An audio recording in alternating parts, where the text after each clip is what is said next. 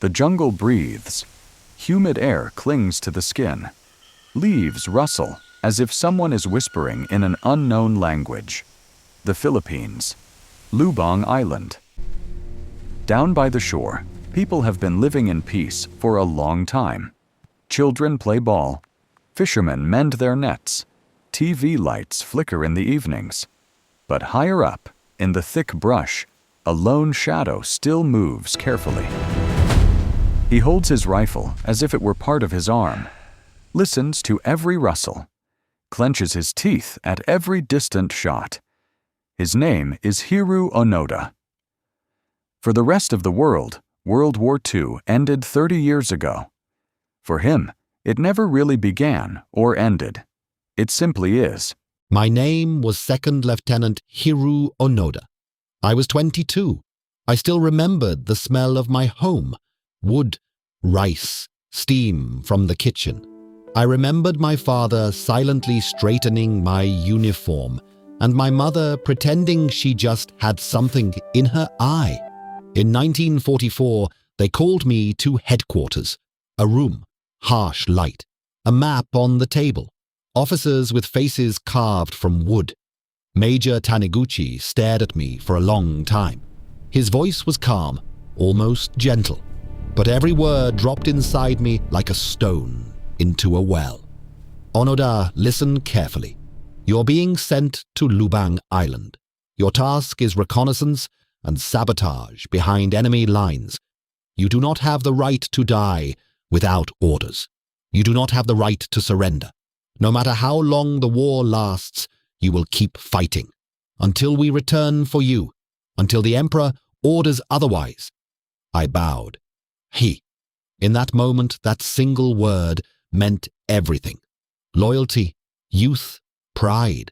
I even felt something like joy to be chosen for a special mission.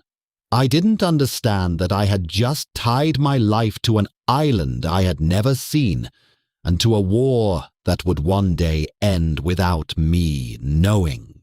December 1944. Onoda lands on Lubang.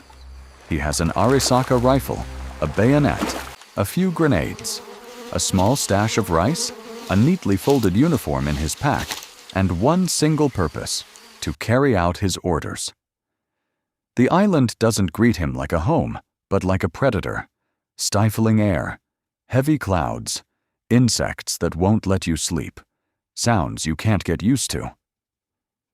The Americans are already close. The Lubang garrison is weak, officers argue, orders contradict each other. But in Onoda's head, there is only one voice: Major Taniguchi. You will not surrender. You will fight. I will return. The Americans came like a storm.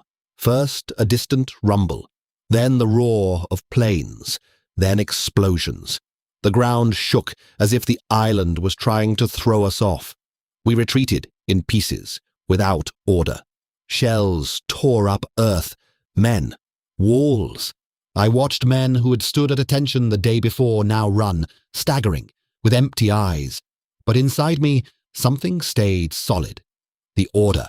I formed a small unit. Shimada, quiet, stubborn. Kozuka, a joker who somehow still smiled sometimes. Atsutsu, nervous but obedient. We went up into the hills. Fire rumbled behind us. The jungle began ahead. That night we sat beneath a shelter of branches. Rain beat on the leaves. Drops slid down our necks. I said, "We don't surrender. We follow our orders, no matter how long it takes." Back then, it still didn't sound like a sentence. August 15th, 1945. Emperor Hirohito speaks on the radio. Japan surrenders. The World War officially ends. Cities lie in ruins. Millions are dead. The world slowly begins to grow over its scars. But in the remote jungles of Lubang, 4 soldiers know nothing about it. Their radio has long been silent. Their world is a few square kilometers of wet green and fears. Our world shrank to a few kilometers. By day we hid in dugouts in the slopes. It smelled of damp soil, smoke, sometimes blood. At night we went down to the fields. Rice, vegetables, sometimes cows or pigs. We stole like shadows. The Filipino farmers feared and hated us. To them we weren't soldiers, but bandits. To me they were part of the enemy. I didn't see faces. I saw war. One day, planes begin circling over Lubang. White sheets fall from the sky. Leaflets, photographs of ruined cities, Japanese and English text. The war is over. Japan has surrendered. Lay down your arms and return home. I remember holding one of those leaflets in my hands. The paper was damp. The ink had run. The war is over. If the war is over, why am I here? Why are people still dying? Why did we spend 3 nights without sleep, escaping patrols? It was easier to believe it was a lie. I tore the leaflet. Bits of paper stuck to my fingers and to the mud. Propaganda. An American trick, I said aloud. But deep inside, a quiet voice still whispered, "What if it isn't?" I smothered it. A soldier who starts to doubt is more dangerous than the enemy. In 1949, Atsutsu can't take it anymore. He leaves and surrenders to the Filipino police. Through his testimony, Japan learns that there are still survivors on Lubang who are fighting a war that no longer exists. More leaflets are dropped. Relatives' voices are recorded on tape. Photographs are printed. But out there in the jungle, every sound from the outside is suspicious. Every piece of paper is an enemy weapon. They wrote, "Son, come home. Brother, the war is over. Japan is different now." I read. I looked at the photos. I did not believe. Not because of the paper. Not because of the ink. If I believed, I would have to admit that years of my life were a mistake. And a mistake stretched over years turns into who you are. I chose to believe the order, not the paper. Years blur the line between yesterday and long ago. But for those hiding in the forest, time is measured differently. How many sacks of rice were taken? How many rounds remain? How many shots were fired tonight? How many people won't get up in the morning? From 1945 to 1974, actions by Onoda's group kill and wound dozens of local civilians. To him, it is combat. To them, it is murder. There is no version of the truth large enough to hold both. Sometimes at night I heard screams, sometimes theirs, sometimes ours. Kozuka whispered, "They think we are the spirits of the mountains." I answered, "We are soldiers of the Emperor." I clung to that word like to the edge of a cliff. If I wasn't a soldier, who was I? A bandit? A madman? No, I couldn't accept that. Every time I pulled the trigger, I heard the Major's voice. "You do not have the right to surrender. You do not have the right to die pointlessly." I turned every firefight into a continuation of the order. Otherwise, everything fell apart.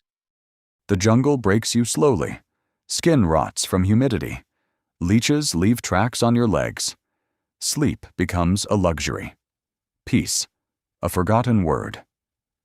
Shimada dies in a shootout. They carefully move his body into the shade. Belt and ammo are removed. His rifle is laid by his side. The phrase, "he fulfilled his duty," rings hollow, like a spent shell. In 1972, Kozuka is killed. A bullet in a rice field. Now Onoda is alone. Alone. The word echoed in my head like a shot. I talked to myself, to trees, to Major Taniguchi, whom I hadn't seen since 1944.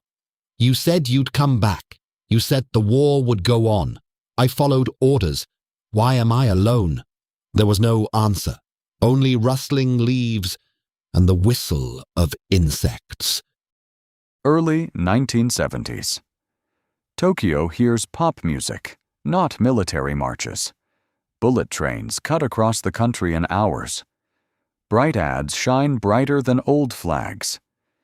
In this world, there is no place for soldiers of the Imperial Army, except one, lost in the jungles of Lubang. A Japanese student, Norio Suzuki, hears the story of a soldier still fighting. He tells his friends, "I want to find 3 things: a wild panther, Hiroo Onoda, and the Yeti." And he goes to Lubang. I saw him by a stream. His clothes were too clean, his face too relaxed. Soldiers don't move like that. He spoke Japanese, fluent, but with a new rhythm. "Onoda-san?" he asked. I gripped my rifle tighter, said nothing. He sat on a rock, took off his backpack, pulled out a little box that caught the light, a camera. He smiled. "The war ended 30 years ago, Onoda-san. 30 years. Japan is different. There is no empire. We have a constitution, democracy. We build cars, not tanks." His words hit harder than bullets. If he was right, 30 years of my life collapsed into nothing. I clung to the one solid point I had left. "I will surrender," I said, "only if I receive an order from my direct commanding officer, in person, on paper, with a seal." That was my last trench. I wasn't ready to leave. Suzuki returns to Japan and stirs half the country. They find Major Taniguchi, the same man who in 1944 had said, "I'll come back for you." Not 3 to 5 years later, almost 30. But in 1974, Taniguchi does fly to Lubang. When I saw him, the world shrank to the size of that old staff room. The same man, and completely different. Grey hair, stooped back, eyes that had seen the decades I had spent in the jungle. I stood in my faded but carefully mended uniform. My rifle was polished, my last remaining friend. He took out a sheet of paper with real seals and signatures and read, "To the Special Detachment. You are hereby ordered to cease all combat operations, lay down your arms, and submit to the authorities of the Republic of the Philippines. This is the will of the Emperor and the path of the new Japan." With every word, something inside me tore loose and fell. I understood. The war really had ended long ago. I had been fighting a shadow for 30 years. My hands moved by themselves. I took off my rifle, laid it on the ground. Beside it, my machine gun, my saber, my knife, the last grenades for the final moment. Each object was a piece of my life. I bowed deeply. "I surrender," I said. Not because I became weak, but because the order has changed. Inside there was nothing. No victory. No defeat. Just 30 years dissolved in the jungle. Onoda steps out of the forest. He wears the uniform of the Imperial Army, like a costume from an old black and white film accidentally spliced into a color newsreel. The President of the Philippines grants him a full pardon. Officially, all his actions are counted as acts of war. For the locals, it's a controversial decision. For Japan, a convenient miracle. For him, a strange kind of freedom. Newspapers around the world shout headlines, "The soldier who didn't know the war was over." 30 years in the jungle. The last samurai of the 20th century. Some see a hero, others a criminal. As always, the truth is trapped in between. I remember setting foot on the aircraft stairs. The metal beneath my boots felt unreal. The stewardess smiled, too brightly, too easily. I couldn't remember when anyone had last smiled at me without orders or fear. In the window, the jungle shrank into a tiny green patch. 30 years of my life in that patch. Japan greets him like someone back from the dead. Crowds, cameras, flashes. Some shout, "Hero! Last samurai!" Others whisper, "He killed people after the war." Hands reach out with flags, with handshakes, with microphones. Onoda looks at it all like a play he's been thrown into with no rehearsal.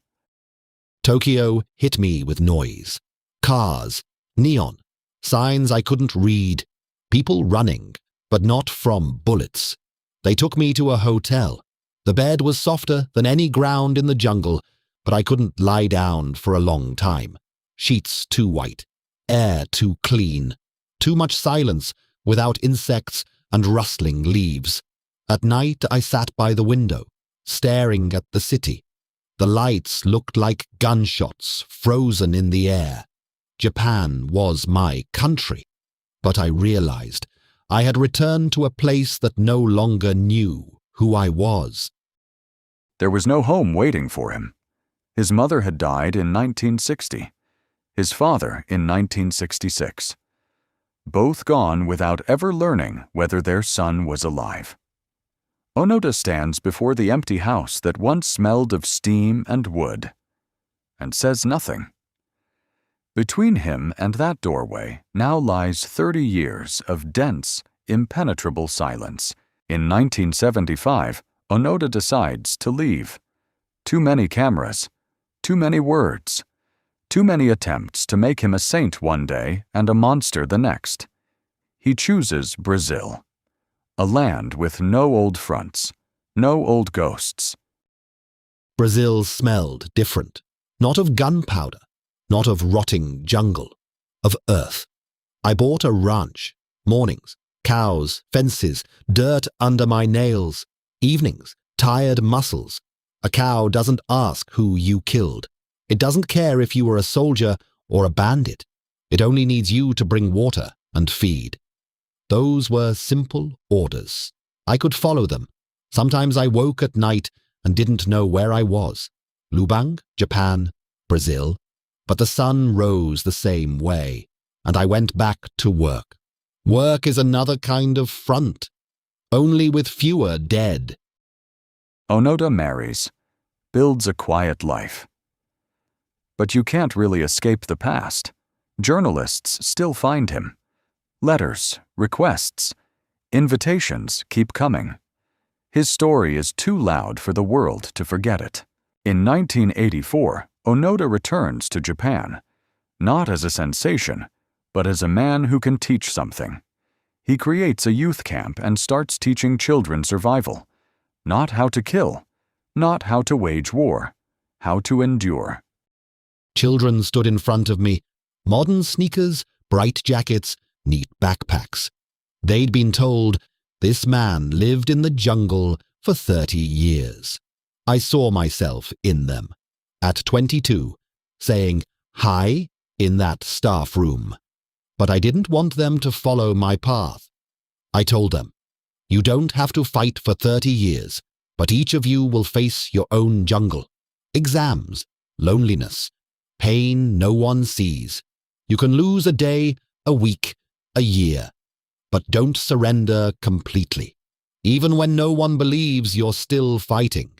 I taught them how to make fire in the rain, how to build a shelter from branches, how to navigate by the sun, and how not to run from reality into self-deception, as I once did, clinging to an order the world had already cancelled.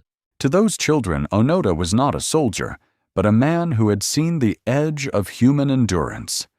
He told them about hunger, cold nights, the fear of pulling the trigger, and the fear of never pulling it again. He didn't ask for admiration. He asked them to be stronger than he had been at 22.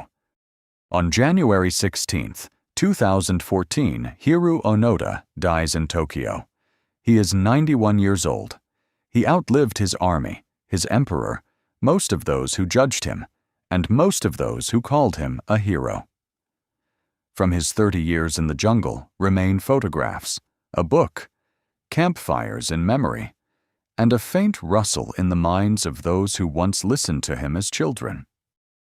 If you add up my life, you get a strange arithmetic. A little over 20 years, before the war, 30, in a war that no longer existed, then more than 40 in a world I had to learn from scratch. Who am I in that sum? Hero? Victim? Fanatic? Maybe I'm just a man who took an order too seriously and learned too late that life has words other than war and duty. Hiroo Onoda's story is not only about fanatical loyalty. It is about a man trapped between past and future, between orders and conscience, between surviving and living. He was welcomed as a hero, condemned as a criminal, and died as a teacher who knew the price of blind obedience and raw endurance. The jungles of Lubang have long since swallowed the trails he walked. But somewhere in the night, if you listen long enough to wind and rain, you can imagine. A man in a faded uniform moving carefully through the leaves, hands clenched around a rifle, heart beating, not yet knowing that for the world the war ended long ago. And many years later, the same man standing before children at a campfire saying, "Don't fight shadows as long as I did. Learn to survive. But more than that, learn to live." Hiroo Onoda, the soldier who fought for 30 years, and the man who then spent the rest of his life teaching others how to survive where orders end and character begins.